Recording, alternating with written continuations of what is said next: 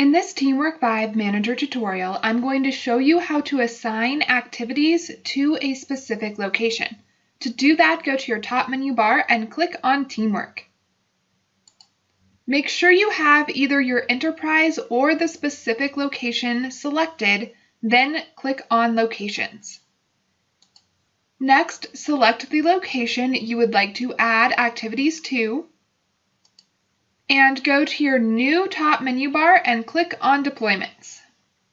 Select Activities from the drop-down menu. Now you should see a list of activities that could come up when your employees are clocking in.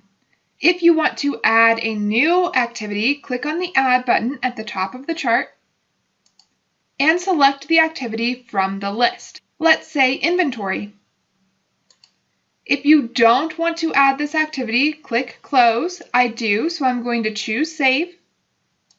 And now Inventory has been added to my list.